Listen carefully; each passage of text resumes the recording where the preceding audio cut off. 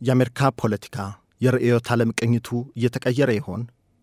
ይህ በተለይ ከሰሞኑ የአሜሪካ ፖለቲካ ላይ የታዩ የአካሄድ ለውጦችን መነሻ አድርጎ የሚነሳ አብይ ጥያቄ ሆኗል። ካፒታሊስት የምትባለው አሜሪካ ውስጥ ቁጥሩ በሰፋ መጠን የሶሻሊዝም ርዕዮተ ዓለም መስፋፋት፣ የዴሞክራቲክ ፓርቲ በዛ ያሉ አባላት የግራ ዘመም አቋም እያሳዩ መምጣታቸው እየተነገረ ነው።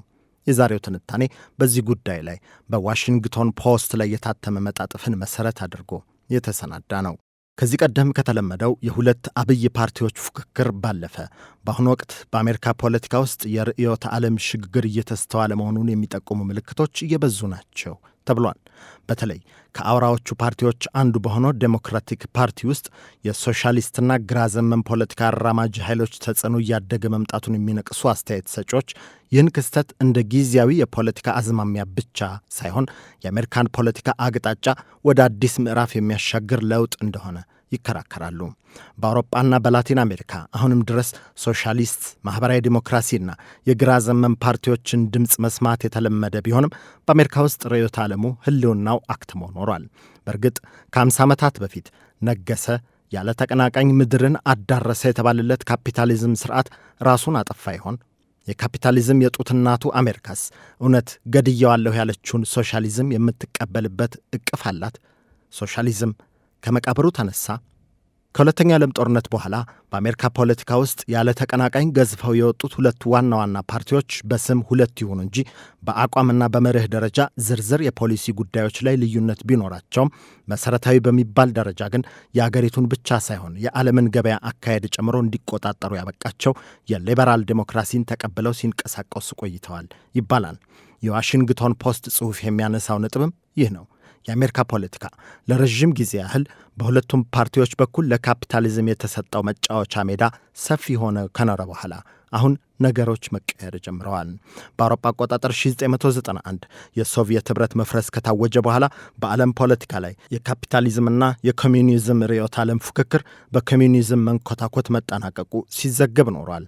በ1992 ባሳተሙት ዘ ኢንድ ኦፍ ሂስትሪ ኤንድ ዘ ላስት ማን የተሰኘ መጽሐፍ የሊበራል ዴሞክራሲና የገበያ ካፒታሊዝም በሌሎች የፖለቲካ ስርዓቶች ላይ የበላይነት ማግኘቱን የዘረዘሩት አሜሪካዊው የፖለቲካ ተመራማሪ ፍራንሲስ ፉኩያማ የታላላቅ ርዕዮተ ዓለም ፉክክር ዘመን እያበቃ ነው የሚል መከራከሪያም አቅርበው ነበር። ይህ መከራከሪያ እስከ ቅርብ ጊዜ ድረስ ልክ ነበር። ሶቪየት ኅብረት ፈርሳለች። ሕልውናዋን የሚያውቁላት አርጅተዋል።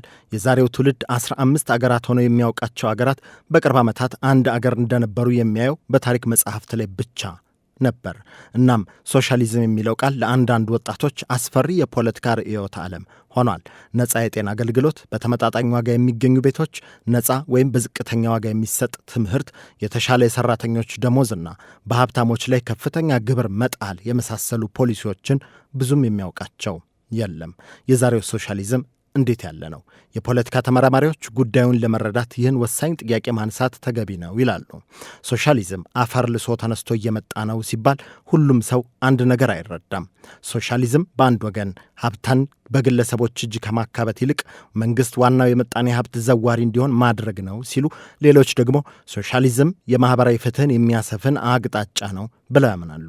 በወቅታዊ የአሜሪካ ፖለቲካ ላይ ተስተውሏል የሚባለው ሶሻሊዝምን የመናፈቅ አዝማሚያም ርዕዮተ ዓለሙን የግል ባለቤትነትን አጥፍቶ ለመንግስት ማዕከላዊ የምጣኔ ሀብት አንቀሳቃሽነት ድርሻ የሚሰጥ አምባገነናዊ አድርጎ ከማየት ይልቅ ጥያቄውን ገልብጦ ካፒታሊዝም ለማን ምን ሰራ የሚል ሂሳብ የማወራረድ የሚመስል መከራከሪያ ያመጣው ነው ተብሏል። በከፍተኛና መካከለኛ ገቢ የሚያገኙ ዜጎች መሃል ያለው ልዩነት፣ የቤት ዋጋ፣ የጤና ወጪ፣ የትምህርት ክፍያና ሌሎችም ወጪዎች እያደጉ ሲሄዱ ካፒታሊዝም በራሱ ሁሉንም ሰው ወደ ብልጽግና ያደርሳል የሚለው እምነት ለአንዳንድ ወጣቶች ተቀባይነት እያጣ ነው። ይህንን ለመረዳት የአሜሪካውያን ወጣቶችን ወቅታዊ አቋም መመልከት ያስፈልጋል። የአሁኑ ዘመን አሜሪካውያን ወጣቶች ምጣኔ ሀብትን ከወላጆቻቸው በተለየ መነጽር ያዩታል። በዚህ ጊዜ በአሜሪካ ቤት መግዛት ከባድ ሆኗል። የኪራይ ዋጋ ጣራ ነክቷል። የጤና ወጪ ጤና ይነሳል። የትምህርት ክፍያ ለብዙዎች ጫና ሆኗል። በዚህ አጣብቂኝ ውስጥ አልፎ ሀብት የሚይዝ ወጣት እንደተባለውም ወላጆቹ መንግስትን በሚያዩበት አይን ላይመለከት ቢችል አይፈረድበትም። እኔ ስራ ሰርቼ ሀብትን አካብቼ ኑሬን አሻሽላለሁ ከማለት ይልቅ መንግስት ለምን የቤት ዋጋን አይቀንስም? ለምን የጤና ወጪን አይቆጣጠርም? ለምን ሰርቶ አደሮችን ከኑሮ ውድነት አይጠብቅም? ይላሉ።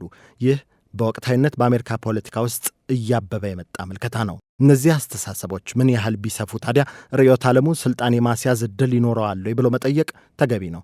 እርግጥ ነው ሁለቱ ፓርቲዎች ብቻ እየተቀያየሩ የገዙበት የፖለቲካ መስመርን ሰብሮ የሚገባ ኃይል ያለ አይመስልም። ግን ነገሮች ከታሰበውን በላይ ፈጥነው ሊቀየሩ እንደሚችሉ የሚያሳይ ማስረጃ መጥቷል። ከሰሞኑ የሚሽጋን ከተማ ውስጥ በተደረገ የምክር ቤት የዲሞክራቲክ ፓርቲ ተወካዩን የሚለይ ምርጫ የግራ ዘመም የፖለቲካ አቋም አራማጁ አብዶል ኤል ሰኢድ ድል ማድረጋቸው ርዕዮተ ዓለማዊ ለውጡ በአሜሪካ ትልልቅ ከተሞች ጭምር እየተስፋፋ መምጣቱን ማሳያ ሆኗል። አሁን ጥያቄው ተቀይሯል። የግራ ዘመም ፖለቲካ በከተማ ምርጫ ማሸነፍ ከቻለ ነገ በመላው አሜሪካ ከማሸነፍ ምን ያግደዋል? በአሜሪካ የፖለቲካ ባህል በከተሞች ተቀባይነት ያገኘ አካል በገጠር ወይም መካከለኛ ገቢ ባላቸው መራጮች ዘንድ ተመሳሳይ ድጋፍ ላያገኝ ይችላል። ስለዚህ የዲሞክራቲክ ፓርቲ አባል ወጣቶች ግራ ዘመም አቋምን መምረጣቸው ብቻውን ዋጋ ላይኖረው ቢችልም ለሰፊው የአሜሪካ ሕዝብ በሚስማማ ቋንቋ ማቅረብ ከቻሉ ግን ታሪኩ ሊቀየር ይችላል ነው የሚባለው። አስገራሚው ነገር በዲሞክራቶች በኩል ግራ ዘመም ፖለቲከኞች ብቅ ማለታቸው ብቻ ሳይሆን በሪፐብሊካኑ በኩልም ቀላል የማይባል ለውጥ እየታየ መሆኑ ነው። የአሁኑ ፕሬዚደንት ዶናልድ ትራምፕ ወካዩ ሪፐብሊካን ፓርቲ በበኩሉ ወደ ቀኝ ዘመምነት እየተቀየረ ይመስላል የሚሉ የፖለቲካ ተንታኞች በብሔራዊ ማንነት፣ በስደት፣ የንግድ ፖሊሲ፣ ዓለም አቀፍ ተቋማትና የመንግስት ሚና የሚሉ ጉዳዮች ላይ የታየውን አካሄድ ለዚህ ማሳያ አድርገው ያቀርባሉ። እናም ተንታኞቹ ሪፐብሊካኖቹ ከቀድሞ አቋማቸው ተቀይረው ሌላ አዝማሚያ ማሳየታቸው ዴሞክራቶች እኛስ ምን በወጣን ሁሌ በአንድ መስመር የሚል የለውጥ ፍላጎት ውስጥ ሳይከታቸው እንዳልቀረ ይገምታሉ። እናም አንዱ ፓርቲ ወደ ቀኝ ሌላው ወደ ግራ ዘመምነት መቀየራቸው ከታሰበውን በላይ ፈጥኖ በአሜሪካ ፖለቲካ ውስጥ ሊታይ ይችላል የሚሉ ግምቶች እንዲሰነዘሩ አድርጓል። ይህ መሆኑ በራሱ በአገሪቱ ፖለቲካ ውስጥ ማዕከላዊ የሚባል አቋም እንዳይኖር ሊያደርግ እንደሚችል የሚሰጉ በበኩላቸው ፖለቲካው እኛ ወይም እነሱ በሚል አስተሳሰብ ሲወጠር ተቃራኒ ሐሳብ ያለውን ወገን እንደ ፖለቲካዊ ተቀናቃኝ ሳይሆን እንደ አገር ጠላት መመልከት ያመጣልና ዴሞክራሲ ከባድ ፈተና ውስጥ ይገባል ይላሉ።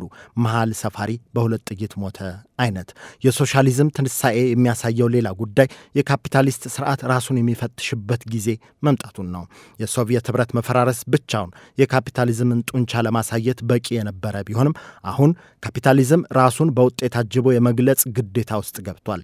የሥራ ዕድል፣ ተመጣጣኝ ኑሮ ዋጋ፣ የቤት ተደራሽነት፣ የጤና ዋስትናና እውነተኛ ማህበራዊ እድገት ዕድል መፍጠር ይጠበቅበታል። ይህን ሁሉ ታሳቢ ተደርጎ መጪው የአሜሪካ ምርጫ ላይ ሊኖረው የሚችለው ሚናን በተመለከተ ማብራሪያ የሰጡ ባለሙያዎች የ2028 የአሜሪካ ፕሬዝደንታዊ ምርጫ ከዚህ ቀደም እንደተለመደው ሪፐብሊካንና ዴሞክራት ፓርቲዎች በሚወክሏቸው ግለሰቦች ላይ ብቻ ሳይሆን አገሪቱ በቀጣይ ምን መልክ ይኑራት፣ ኢኮኖሚን በተመለከተ የመንግስት ሚና ምን መምሰል አለበት በሚሉ ጉዳዮች ላይ የሚያተኩርበት ዕድል ይኖራል እያሉ ነው። እነዚህ ጉዳዮችን ስናስብ አንድ ነገር ግልጽ ሆኖ ይወጣል። ሶሻሊዝም የሚለው እሳቤ አሁን ለአሜሪካ ፖለቲካ እንደ ቀድሞው ጊዜ ውጉዝ ከመአሪዮስ የሚባል አይደለም። በተለይ ወጣቶችና በከተማ መራጮች ዘንድ ቀላል የማይባል ተቀባይነት እያገኘ ነው። እሳቤውን የሚያራምዱ እጩዎች ከወዲሁ በሚያደርጉት የመረጡኝ ዘመቻዎች ያገኙት ድጋፍ የዚህ ምስክር ነው እየተባለ ነው። ለዚህ ዘገባ በዋሽንግተን ፖስት የቀረበውን ትንታኔ ዋቢ አድርገን ተጠቅመናል።